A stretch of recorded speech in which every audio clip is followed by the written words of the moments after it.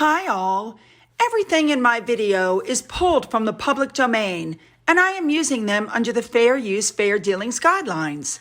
Everything I say is my own opinion. You should look into this information for yourselves, but I'm pretty sure I'm right.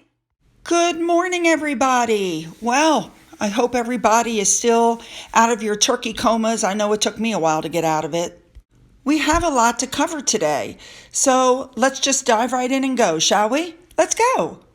We're going to start off with the documentary again. We have yet to see part 2, but one of the participants is already starting to complain that she was conned into the job. Now, we do know that several people were approached, like Neil Sean, who said they didn't want any part of it. Now this woman is saying, I shouldn't have done it. In her own words, it was a hatchet job on the palace and the press, a hagiography of Harry and Meghan, and it was so biased against the royals, the palace has since threatened a boycott of future dealings with the BBC. I do believe that's what I said it was. She stated when she was first introduced to Rajan, I guess is how you say it, he was charming and made her feel that everything was on the level, which it wasn't. She stated that she gave 2 hours of filmed conversation, and in the end, she was cut down to less than 2 minutes of selective quotes, and she felt conned. This quote above is exactly what was in the article. She asked him to show other edits of the chat that might be in the second episode since 6 months had passed, and he refused to show it to her. She pointed out that the producers allowed Meghan's lawyer to speak with the Duchess's approval at length and unchallenged, and most shamefully, they have failed to offer the royal family the same opportunity. And they gave a disproportionate amount of time to Omid Scobie, who we all know is a super groupie. And the question remains, why did the BBC give airtime to Meghan's mouthpiece and her attorney, and not the rest of the royals? And let's also remember, this was supposed to be about Harry and William and their relationship to the press, and instead, this is what we got. The overall allegation was that the Duchess of Sussex is guilty of bullying. And is she? Absolutely not. So this reporter is now saying that she's deeply ashamed to be associated with the documentary. She feels let down. And she also pointed out that he highlighted 2 of her Daily Mail columns that were critical of the Duchess of Cambridge and Prince William, even though she's written any number in their favor, that she was used to bolster Meghan's case. She should have known better. And however badly treated I feel, heaven knows what the royals feel. Yeah, you got suckered. Even Angela Levin came out and said the ending of this documentary is what stays with you. And of course, they decided to end it with Meghan's attorney. With that said, I'm going to pull what I call a Markle move. The same thing that happened when Piers Morgan complained and Meghan put in a complaint to the BBC and to Ofcom. Guess where my complaints went? Yep. It's super easy to do. Here above, you're about to see the email address if you want to complain directly to the BBC. Believe me, easy, worth 5 minutes of your time. Here, by the way, is the address, the digital address for Ofcom. Now, if you remember, Meghan Markle complained directly to Piers' boss and then Ofcom. According to this website, you must complain directly to BBC first and go through their process before they'll even talk to you. But they had no problem talking to Meghan when she called. My complaint to the BBC is in. I will wait until it reaches its ending, and then I will complain to Ofcom directly. If you do decide to put in a complaint to Ofcom, you'll be in good company, because it would appear that the Queen, William, and Charles are considering a collective complaint for the first time in history. Do you guys remember the other day when I put it in my video that the BBC is not going to be allowed to cover the Christmas Carol concert William and Kate do every year? Instead, they're going to let ITV do it.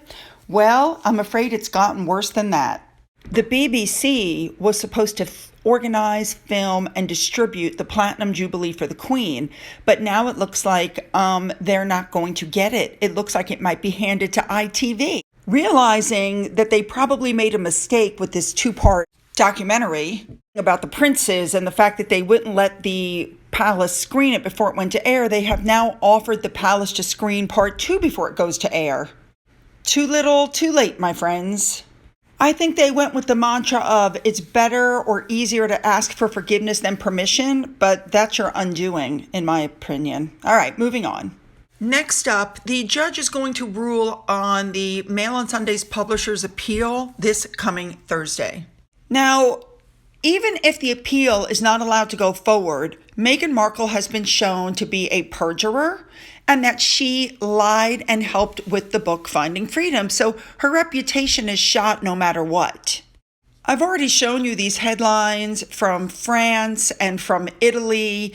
The two of them are being ripped open. People just don't like them anymore. Finally, Germany has gotten on board, and they're also getting very bad headlines from Germany. So it would seem that, yeah, they're done. The last story that I'm going to cover is this one that I saw that says that Meghan Markle is keeping track of the media coverage around her, and it's driving Harry nutso. First up, she and Harry have both said that they're off social media, but we already know that that's not true.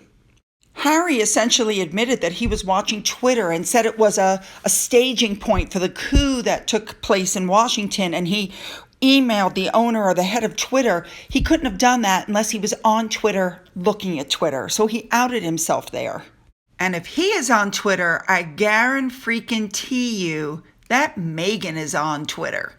There's no way with her personality, her being such a narcissist, there's absolutely no way that she wouldn't be looking to see what people are saying about her. Guaranteed, she's on.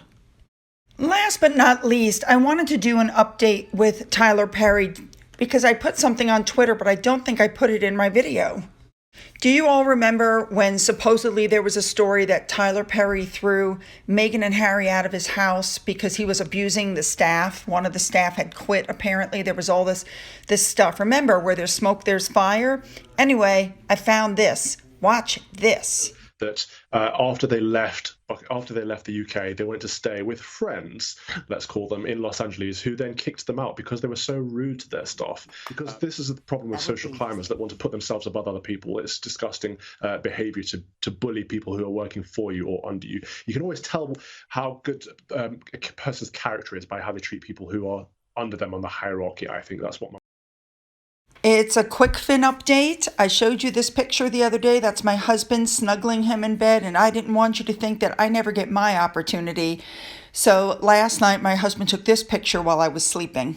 There is no better way to sleep, in my humble opinion. So, what do you guys think about this journalist coming back now saying she was duped and lied to get into this quote-unquote documentary? What do you think about the BBC realizing they may have made a huge mistake and now offering to let the Palace view documentary part 2? What do you think about Meghan Markle and Harry essentially having social media accounts, even though they claim they're off? What do you think about the update for Tyler Perry? Leave those comments below. You can follow me on Twitter. You can email me. For those that donated to my coffee fund, thank you so much. And as always, you guys, have a great day.